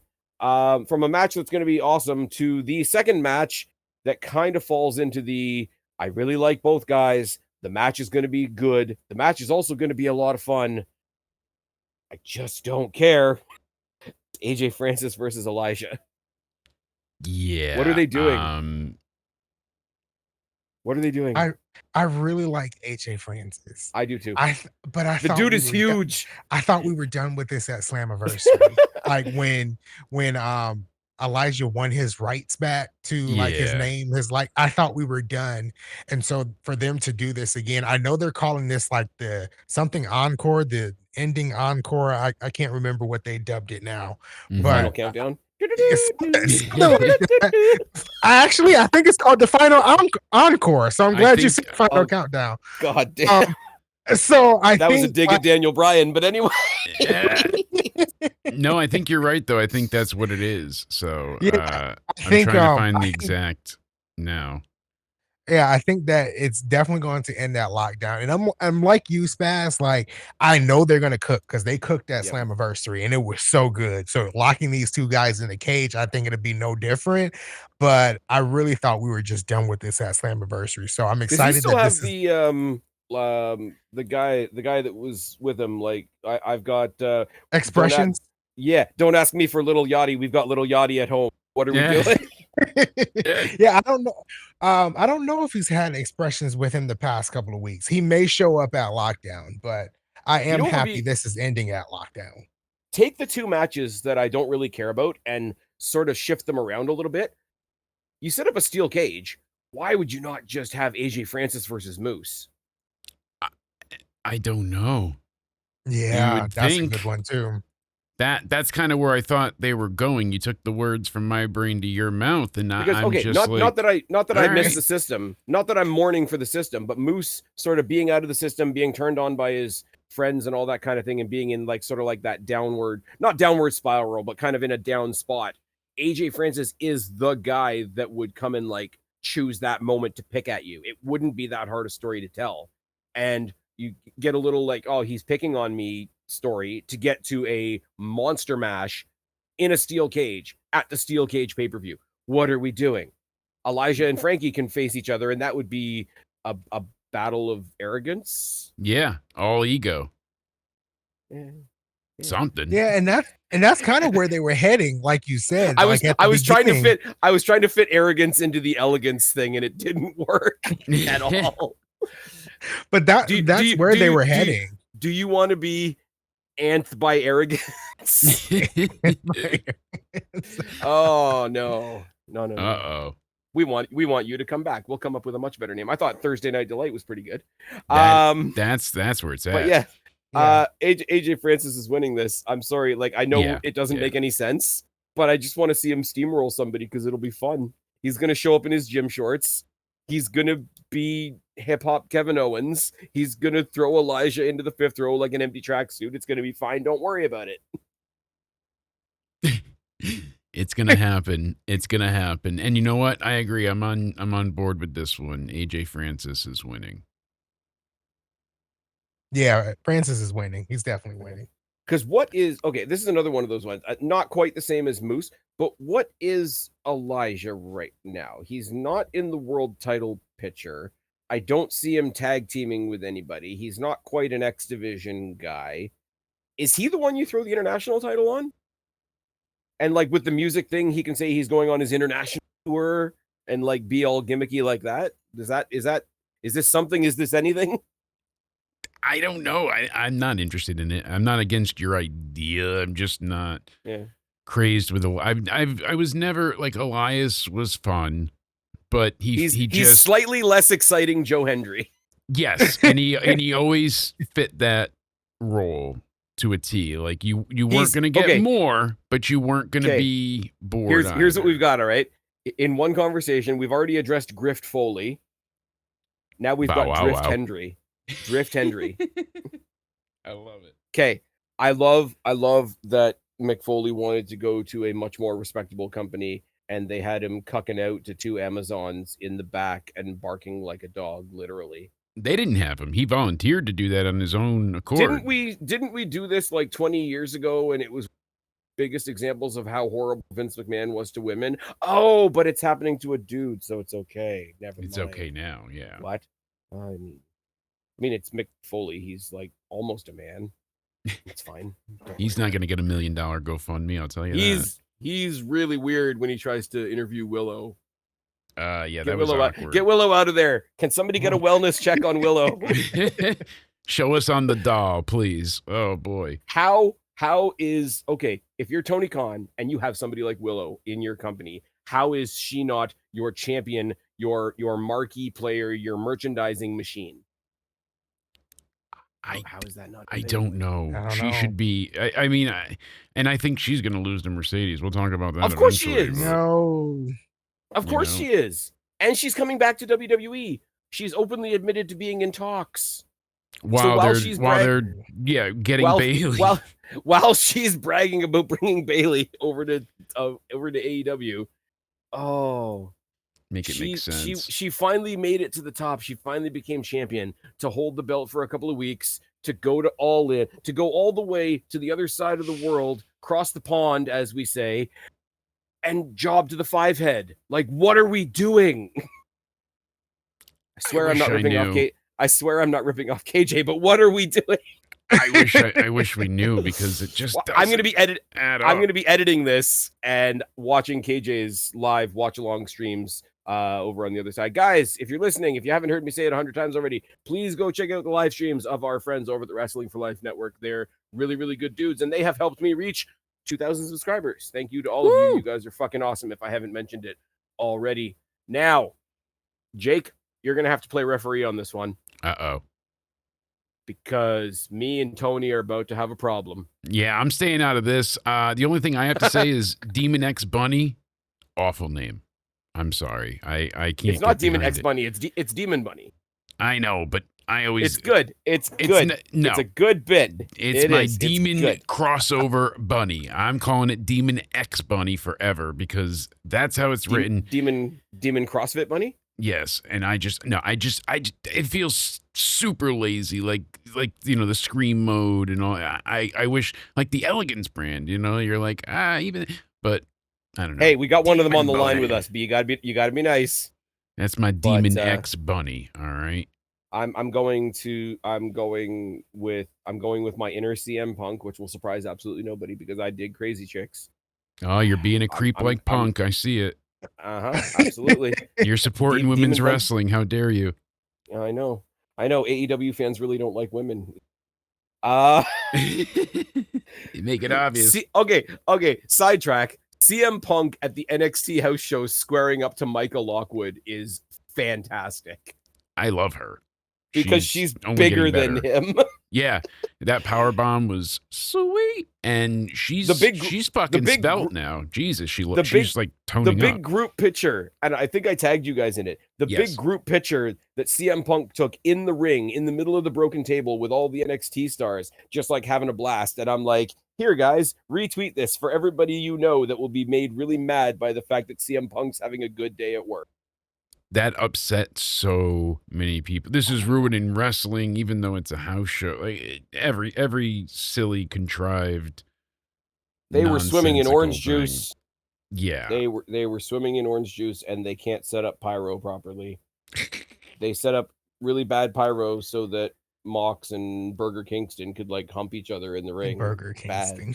Never let them live that down, sir. Eddie Kingston can fuck all the way off. Here's the thing. I get everybody's criticism of Mox. I still like Mox because I still want to believe that the Mox I like is still in there, which sounds like a friend that's going through some hard times. but again, it's AEW so good at making me hate people I used to like. Like, I'm sick of Edge now. Like, it's a thing. Christian as well for a long time. So silly the way they handled those two. That's so baffling. Yeah. That's why I love when things fall apart for them. It's magical. One match, 27 talking segments, 3 more Don Callis family members. KJ has a meltdown. We carry on. I was there when Saraya debuted, and you can actually hear me like girlish scream on the Grand Slam mic. from Arthur Ashe. I was so excited because I loved Paige. That was one of those things this is as gonna well, be though, massive. right? It was so unexpected. That was one of those things as well where I had to.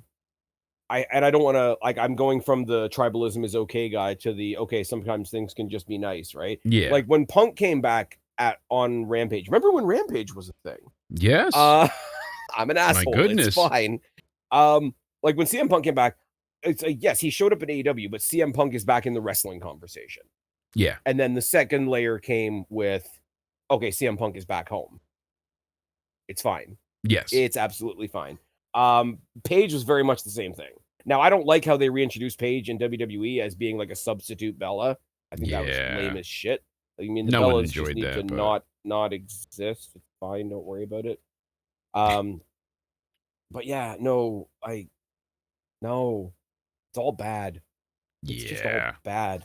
Anyways, it's just not now fun. let's get back to the serious business of a demon and a rabbit. All right, you two. Brand. I want a good, clean fight. Let's get it on.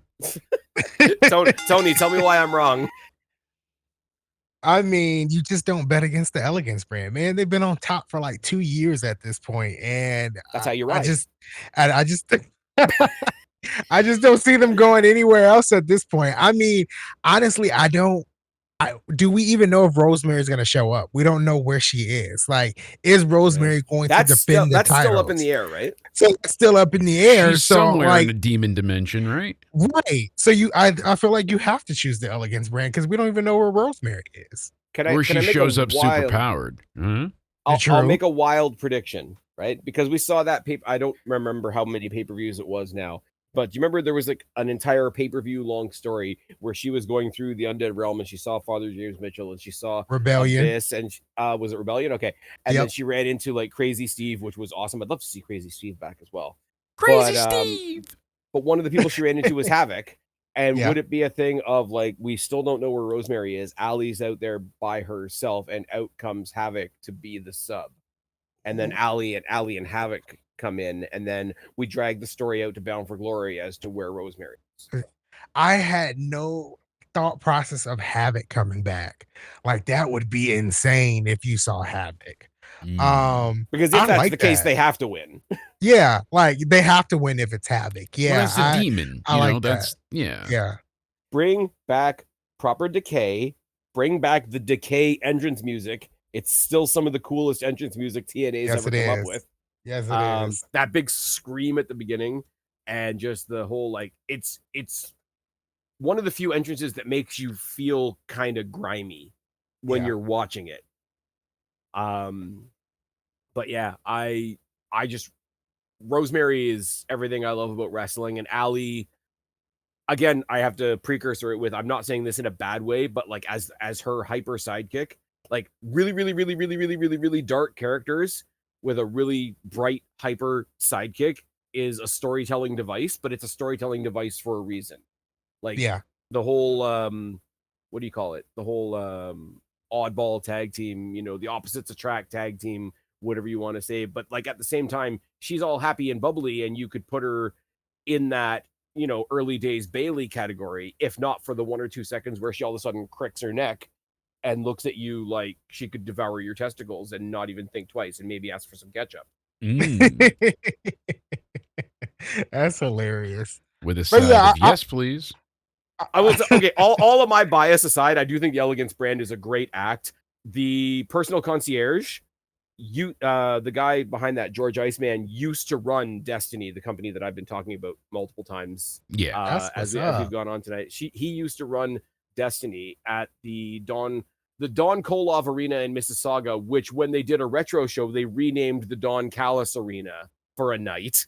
Yeah, when TNA did one of their like retro pay-per-views with all the I old remember gimmicks. that. And because I went to so many Destiny shows and not very many people were buying tickets for this like little one-off retro show, Iceman was like in my Twitter DMs. It's like, hey, you guys talk about us on your podcast every once in a blue moon. You want to come to this retro thing back when it was Impact, this retro thing that Impact is doing? I'm like, I will take a free wrestling ticket. Yes, I will. Yes, I absolutely will. Exactly. Yeah. But no, the Elegance brand works. Ash doing at this point? Do we know? I don't know where Ash is. I have I no was clue gonna where ask she you she is. because she faked came retiring back. and came Yeah. back and then left again. Yeah. I And then still left want to know again, what so- happened there. Like, I know it's not our business, but it was just so Right, yeah, jarring at how quick she had to. It's not our business not even for just real, leave. but they didn't have to make the on-screen stuff so jarring, for sure. Exactly, because okay, you're champ. Oh no, I have to retire permanently, forever, and then Because then for oh, like never 5 mind. seconds they had her on commentary, babyface commentary, and then she came back. But no, as an actor, good. As I understand it, through the grapevine and not paying attention to too many indies, aren't Heather and M on the indies like opponents? Yeah, they're feuding on the indies, and it's been Okay. from what I've seen, it's been so good between those two. That's kind of why I was hoping for an all fallout? elegance, all Oh, elegance for the finals TV for the KO knockouts, title? and that still could be the case because we don't know if We don't know yet. Jada We Stone haven't beats seen Heather. Impact this week yet. Yeah, so that still could be, but they've been having some really good I'm matches pretty sure down if there I on was the if I was indies. to make a guess, I haven't seen spoilers or anything like that, but if Jada Stone's in one of those matches, I think she'll get fucked over on Impact to add What- fuel to the fire for the match that they have at Lockdown. Yeah, I wouldn't be Like surprised. Alicia Edwards comes and like Oh I don't know, yeah, I wouldn't be surprised if that whatever happened. the just it right in the middle of the match. Do you Yeah. want to know something? Yeah, I definitely can see that happening. All right. Yeah, but they've been feuding on the indies. It's been pretty cool. Nice. And I hadn't seen very much of them until they were group. I know what's her name? Heather Reckless was at one Destiny show, and it was so long ago that I couldn't tell you much about it other than I was there and I saw it. But yeah. Very cool. I'm just leaning on Rosemary because Rosemary's everything that I like about wrestling. Yeah, Wrestling really wrestling wrapped can up be- in one Same here. character. Yeah. She could Yeah. be Wrestling- serious, she could wrestling- be threatening, she could be chaotic, she could be fun, she could be spooky, she could be unbelievable in the sense of like you have to really suspend disbelief. She could be serious. Like it really That's encapsulates fair. and epitomizes everything you enjoy about wrestling.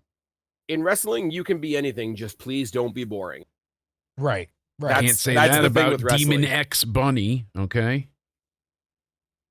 Demon I'm Bunny, still picking- cha-cha-cha. Demon Bunny, cha-cha-cha. Cha-cha-cha. Demon Uh, Bunny, cha-cha-cha. I'm sticking Demon with the Bunny. X Bunny for the name, but no, Demon X Bunny. I'm not giving it the crossover. But I think they're going to win, but I want the Elegance brand to retain. Okay.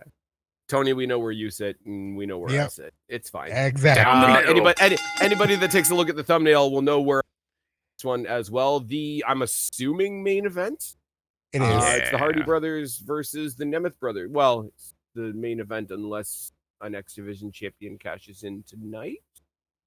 True. Could. If you're right about Leon Slater, I could see him getting his title back, knowing that he's safe from losing the history that he's already made and trying to capitalize on that momentum in the same night. Ooh. And like I think That that would would be be great. fucking awesome. The That would be Hardys fun. retain. It's a lot. It's a lot. But I think that's they could do so newsworthy. New it. champ It is too. off of a And new I title will win for the say- X Division title with option C. That's massive. I'm more hopeful of that happening on something like this, where they're bringing back Lockdown. They want it to be a big deal, but also it's not one of the Friday pay-per-views, Yeah. which are technically I like that. we've talked about it quite a bit. But basically, the Friday pay-per-views basically come off like B pay-per-views, which is fine. Yeah. But you have to know that that's what it is going in, Yeah. Yeah. and also they know exactly. they're going up against SmackDown, which is a thing to consider. I'm going with the Hardys just purely based on bias, and I don't think they're going to make Nemeth a double champion. I'm easily with you. They're not making Nemeth a double champion. This is definitely going to the Hardys. At the end of the day. And also, I'm a Jeff Hardy guy because Jeff Hardy gonna Jeff Hardy. I do like the fact that he's revisiting his old, like, darker gimmick as a baby face, because the first time he did it, it was heel, and he's brought back the Enigma, me. the Enigma title. Yeah, The Enigma yeah. title. Yeah. What, like, That I know too. people always debate custom titles. The Enigma title, the first time he brought it out when it was on the black strap, One of and the he was best. coming out with the dress shirt, and he was smoking and everything, and I was, it's Yeah. totally over the top, and I would 100% understand somebody rolling their eyes at it. kind of awesome. Yeah. It's the cocaine bear of wrestling. But yeah, unless Jake wants to disagree with us again. No, I'm with you on this one. I mean, this you know, you got to be a bit of a mental midget to feel like this is what's happening here. But you know, we know the Hardys have to retain, given the names, the title belts, the tag titles, especially with him already champ. I'm I tired could of see that them double doing a champ thing. double champ. I could see them doing a double champ thing with Nick Nemeth somewhere down the line. It just doesn't feel like this is the weekend to do it. And It's not the time. with double champions, it's usually useless because it's usually one person that holds like, I don't know, Sasha, 13 or so singles titles, all titles for the same thing. Whereas at least if you're a world title and a tag title, you are showing ability and progression or whatever in two different wrestling practices. Does that make sense? Absolutely. that And makes look at what they're sense. doing with that guy on NXT. I mean, he's got the North American title and the tag titles, so he's a double champ. There's that. But he can't hear the cheers though. It's sad. Oh, I was gonna say who? What? Yeah. What I clocked this ages ago, but if you watch Miles Bourne's Titantron or whatever they call the Tron now, it's really, really fucked up that the deaf guy has like sound waves in his entrance video. Oh, that's brutal. It is kind of brutal. It's also kind of awesome. Yes. Anyways, we are just scraping along the underside of 8 o'clock. Jake, I'll let you go first. Let them know what's going on with you. Tell them where to find you. Yes, indeed. We've got a lot going on the channel. We brought back movie night. We watched the newest Spider-Man last Sunday. That was great in the Discord. Sick. Yeah, excellent movie. And then we're, having movie night again this upcoming Sunday. So join us. Head to youtube.com/Jake DeMarco and check out the new music. We'll be live over the weekend. And please go ahead and hang out for game night as well this Thursday. So we hope to see you there. And Mr. Anthony, you joined us. You survived. I hope you had a good time. Tell us where to find you. Tell us where to find you and what you're up to. So you can find me on Twitter, Instagram, and TikTok at RINGSIDER Anthony. This week I'll be live tomorrow for TNA Impact and Lockdown on Sunday. If you follow me like on TikTok and Instagram, I'll be posting match previews of what's going down with some of the matches and kind of briefing you on the stories. And I've never plugged this, but sometimes I post true crime content on TikTok under the handle Beneath the Evidence. So if you want to see me talk about true crime, come over there. Nice. Beneath thank the you, sir. Evidence on TikTok. Awesome. I love body cams, true crimes, all of it. So definitely be checking that out. Guys, get down in the box below and tell Ringsider Anthony you want him back for at least Bound for Glory, if not Destination X as well. Thanks for joining us, man. Jake, thank you as well. Everybody, you know where to find me or you wouldn't be here. I've been Spaz. This has been Ringsider Anthony. This has been Jake. This is your Lockdown 2026 preview for TNA. Subscribe up there, talk down there, start a conversation, keep all of these conversations going. Don't be a stranger. I'll talk to each and every last one of you later. For right now, I am tagging out. Bye, guys. No one asked my opinion.